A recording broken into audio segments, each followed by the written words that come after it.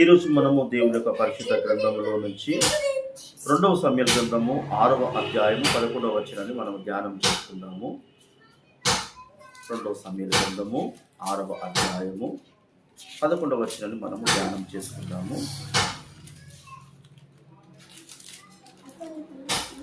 Page number 257. యెహోవా మందసము 3 నెలల గిత్తీలకు ఓబేదెదోము ఇంట్లో ఉండగా యెహోవా ఓబేదెదోమును అతని ఇంటి వారందరినీ ఆశీర్వదించెను. దేవునికి స్తోత్రములు. ఇక్కడ ఆశీర్వాదము, దేవుడు మనల్ని ఆశీర్వదించాలని ఇష్టపడుతున్నాడు. ఇక్కడ మందసం అంటే ఆ మందసంలో 2 పలకలు ఉంటాయి. ఇవి మోషకు దేవుడు ఇచ్చిన పలకలు, 10 ఆజ్ఞల పలకలు. అంటే ఈ 10 ఆజ్ఞల పలకలు ఎవరింట్లో అయితే ఉన్నాయో ఆ ఇంటి వారందరూ ఆశీర్వదించబడ్డారట. అయితే ఇప్పుడు మరి మందసం అంటే ఇప్పుడు ఏంటిదంటే మన చేతుల్లో బైబుల్. Praise the lord.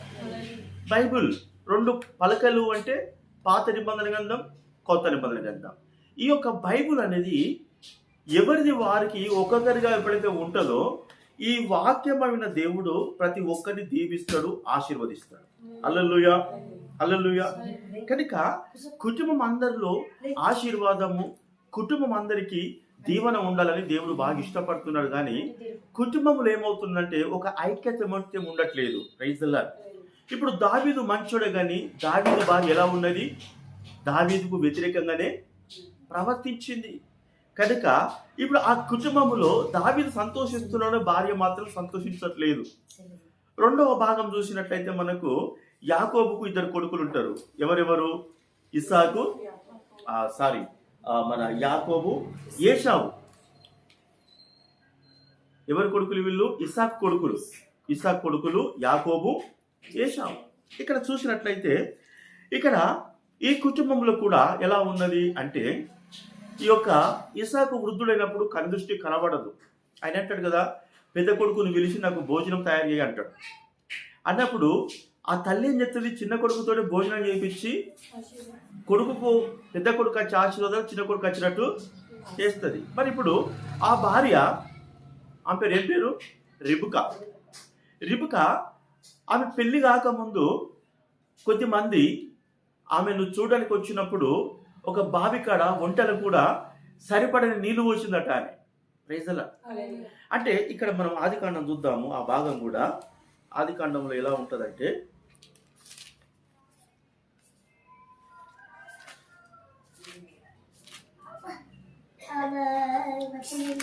ఇక్కడ మనము ఆదికాండంలో చూసినట్లయితే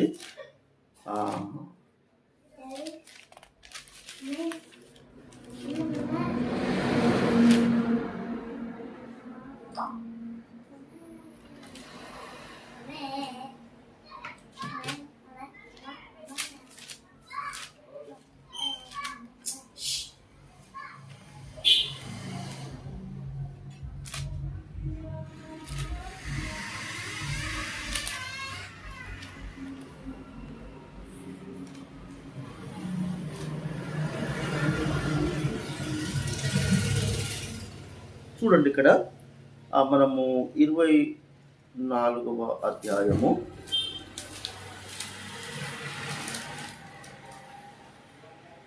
15వ వచనము 14వ చూద్దాము. కాబట్టి నేను త్రాగునట్లు నీవు దయచేసి నీ కడవసు వంచుమని నేను చెప్పగా, నీవు త్రాగుము, నీ ఒంటెలకును నేను పెట్టెదనని ఏ చిన్నది చెప్పోనో ఆమెయే నీ సేవకుడైన ఇస్సాకు కొరకు నీవు నియమించినదై. చాలమ్మా. ఇక్కడ ఈమె ఏం చేస్తున్నది? ఒంటెలకు కూడా నీళ్లు పోసేంత ఒక పని చేయడానికి ఇష్టపడుతున్నది. ఎవరు? రిబుకరట. Praise the Lord. అంటే ఒక బయటి వాళ్ళకేమో మంచి పేరు తెచ్చుకోవడానికి, బయటి వాళ్ళకేమో సహాయం చేయడానికి, బయటి వాళ్ళకు ఎంత కష్టమైన చేయడానికి ఇష్టపడుతుంది, కానీ సొంత భర్తకు మాత్రం ఏం చేస్తలేదు అని. Praise the Lord. హల్లెలూయా. ఇప్పుడు కూడా కుటుంబంలో ఆశీర్వాదం అనేది ఎందుకు ఉంటలేదంటే ఐక్యమత్యత లోపిస్తున్నది కనుక. ఇంతకుముందు చూసినట్టు ఓబేదెదోము ఇంటి వారందరూ కూడా ఆశీర్వదించబడ్డారట. Praise the Lord. కనుక ఇక్కడ మనం ఇంకొక వాక్యాన్ని కూడా చూసినట్లయితే మరి యోహాను సువార్త 1వ అధ్యాయం 12వ వచనంలో, యోహాను సువార్త 1వ అధ్యాయం 12వ వచనం, యోహాను సువార్త ఆ వాక్యము శరీరధారి అయి ఆ కృపా సత్య సంపూర్ణుడిగా మన మధ్య నివసించను. ఇప్పుడు ఏంటిది? మందసములో ఉన్న ఆ పలకలు. ఏ పలకలు అయితే మరి ఇప్పుడు వాక్యంగా మన దగ్గర ఉన్నాయో, ఈ వాక్యం అయితే ఎవరి దగ్గర ఉంటుందో, ఈ వాక్యం ఏమైతట మనతో ఉంటుందట. Praise the Lord. వాక్యము, ఆ వాక్యమే కృపా సత్య సంపూర్ణుడుగా, అంటే మనతోటి దేవుడు ఉంటాడట. దేవునికి స్తోత్రం. అంటే మనతోటి దేవుడు ఉన్నప్పుడు మన కుటుంబంలో అందరూ కూడా ఎలా ఉంటారట? ఆశీర్వదించబడతారు, అందరు కూడా దీవించబడతారు, అందరు కూడా ఆరోగ్యంగా ఉంటారు. Praise the Lord. కనుక ఈరోజు కుటుంబాలలో ఏమవుతున్నదంటే ఆ ఆనందము, సంతోషం ఉండట్లేదు. ఇప్పుడు మనం ఇంత చూసుకున్నాం కదా, రిబ్కా ఎలా ఉన్నదట? ఒక వ్యక్తి వచ్చి అమ్మకు నీళ్ళు ఇస్తావంటే ఏమన్నదట ఆమె? నీకు నీళ్ళు ఇస్తా, నీ ఒంటెలకు సరిపడే నీళ్లు పోతున్నదట. అంటే కొత్తలో పెళ్లి కాక ముందేమో బాగానే ఉన్నది, పెళ్ళైన తర్వాత ఏమైపోయిందట? సొంత భర్తకే అన్నం పెడతలేదు ఆమె. ఇప్పుడు ఈ కుటుంబము ఎలా ఉన్నది? ఈ కుటుంబము ఆశీర్వదిస్తాడు దేవుడు. ఎందుకంటే ఇద్దరి మధ్య సమాధానం లేదు, ఐక్యత లేదు, నాదే నడవాలి అని ఆమె ఒక రూమ్లో సపరేట్ ఉన్నది చిన్న కొడుకుని పట్టుకొని. ఈయన ఏం చేస్తున్నాడు? ఈయన పెద్ద కొడుకుతోటి పని చేయించుకుంటున్నాడు. చూడండి. కనుక మన విశ్వాస జీవితంలో కుటుంబం ఆశీర్వదించబడాలంటే ఒక్కొక్కరికి ఒక్కొక్క బైబుల్ ఉండాలి, ఒక్కొక్కరికి దేవునితో ప్రార్థన జీవితం సంబంధం కలిగి జీవించాలి. దేవునికి స్తోత్ర.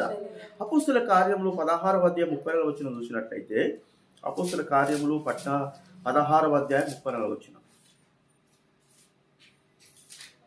16:34. మరియు అతడు వారిని ఇంటికి తోడుకొని వచ్చి చూడండి, భోజనము పెట్టి దేవుని యందు విశ్వాసముంచు వాడై తన ఇంటి వారందరితో కూడి ఆనందించెను. చూడ, ఇంటి వారందరూ కూడా ఆనందం ఉండాలి, ఇంటి వారందరూ కూడా వర్ధిల్లాలి, ఇంటి వారందరూ కూడా. అంటే చూడండి, మనం ఒక భాగం చూసుకుంటాము. ఏమిటి అంటే, ఒక ధనవంతుడు, ఒక లాజరు ఉంటాడు కదా.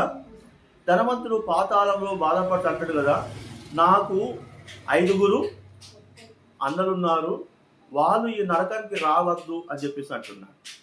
అంటే ఇప్పుడు ఇంటి వారి కొరకు ఆయన ముందే కొట్టుకుంటే బాగుండు కదా. Praise the Lord. ముందేమో ఐక్యత ఉండదు, ముందేమో పోటీతత్వం ఉంటుంది, ముందేమో సమాధానం లేదు. ఇప్పుడు ఈ రెబెకా ఇసాకు భార్య భర్తల మధ్యలో సమాధానం లేదు, అన్నదమ్ముల మధ్య ఉంటుందా? ప్రైజ్ ది లార్డ్ కదా. సొంత కట్టుకున్న భార్య పెళ్లి చేసుకోక ముందేమో ఒక సేవకుడు వచ్చినప్పుడు ఒక ఒంటె అట 6 నెలలకు సరిపడే నీళ్ళు అవుతుందట. ఎన్ని రోజులు? 6 నెలలకు సరిపడే నీళ్ళు అవుతుందట. అందుకే దాన్ని ఎడార్లో తీసుకెళ్తారు. ఎడార్లో నీళ్లు దొరికాయి కనుక ఆ ఒంటెలకు వెళ్ళే కోసి నీళ్ళు అవుతారట వాళ్ళు. అంటే 6 నెలలకు సరిపడేంత నీళ్ళేమో ఒక సేవకునికి ఇచ్చింది. అంటే మంచి పేరు తెచ్చుకోవాలి, పలానా వ్యక్తి అబ్బా అక్కడ చక్కటిది అనుకోవాలని. ఇక్కడ సొంత భర్తకు మాత్రము అన్నం పెడతలేదు. కనుక ఇప్పుడు భార్య భర్తలు కలిస్తేనే కుటుంబం అవుతుంది, ఇల్లు అవుతుంది. Praise the Lord. కనుక ఇప్పుడు ఈ ఇంటి వారందరూ ఏమైపోయినట? ఆనందంగా ఉన్నారా? లేరు. భార్య ఒక దిక్కున్నది, భర్త ఒక దిక్కున్నది. కనుక దేవుడు కూడా ఆశీర్వాదం ఇచ్చలేకపోతున్నాడు, దేవుడు కూడా వర్ధిల్ల చేయలేకపోతున్నాడు.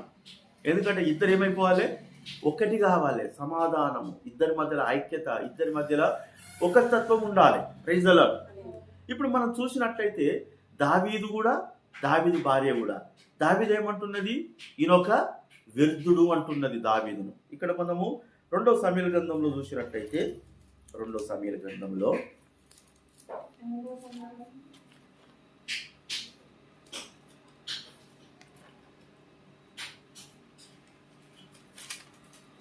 సమూయేలు గ్రంథంలో మనము 7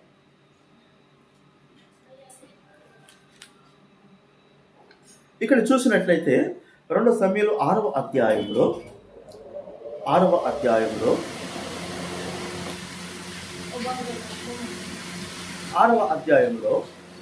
16వ వచనం చూడండి.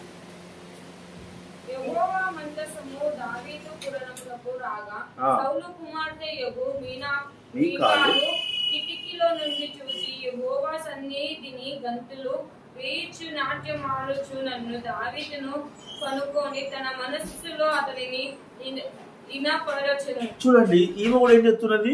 మనసులో హీనంగా చూస్తున్నది. ఎవరిని? భర్తను. భర్త అంటే భర్తకు తల దేవుడు ఆట. అంటే భర్తకు లోబడితే దేవునికి లోబడ్డట్టే. కనుక ఈమె జీవితంలో ఏం జరిగింది తెలుసా? 22వ వచనం చూడమ్మా. ఇంతకంటే మరి ఎక్కువగా నేను ధృవీకరింపబడిన నా దృష్టికి నేను అల్పుడనై నీవు చెప్పిన పనికత్తెల దృష్టికి గనుడనని మీకాలుతో అనెను. మరణము వరకు సౌలు కుమార్తెయగు మీకాలు పిల్లలను కనకయుండెను. చూసావా? ఒక సౌలు అంటే రాజు, రాజు బిడ్డ రాణి. ఒక దావీదును హీనంగా చూసినందుకు దేవుడు ఏం చేసినట? వాక్యం ఏం చెప్తున్నది? గర్భఫలము దేవుడిచ్చే బహుమానం కదా. మరి దేవుడు గర్భఫలం ఇయ్యలేదు. దావీదు మన చెడ్డోడా? దావీదు ప్రార్థన పరుడే. కానీ ప్రార్థన పరుడిని తన సొంత భార్య హీనంగా చూసింది కనుక దేవునికి పిల్లలు ఇవ్వబుద్ధి కాలేదు. ఎప్పటిదాకా ఏ బుద్ధి కాలేదట? మరణం వరకు ఆమె చచ్చిపోయేదాకా పిల్లలు కండేదట. కనుక దయచేసి కుటుంబాలలో మనకు ఆనందం ఉండాలి. కుటుంబాలు వర్ధిల్లాలంటే ఎలా ఉండాలి? కలిసికట్టుగా మనం ఉండాలి. Praise the Lord. హల్లెలూయా. మన ఇంట్లో ఉన్న బైబుల్ ఎవరి బైబుల్ వాళ్ళదే, ఎవరి వాక్యం వాళ్ళదే, ఎవరి ప్రార్థన వాళ్ళదే. అట్లా కలిసికట్టుగా మనం ఉన్నట్టయితే ఆ కుటుంబంలో ఆనందం ఉంటుంది, సంతోషం ఉంటుంది. ఆ కుటుంబము దేవుని ద్వారా వర్ధిల్లుతుంది. Praise the Lord. కనుక మనము ఇది 2 సమూయేలు 5వ అధ్యాయం 10వ వచనం చూసినట్లయితే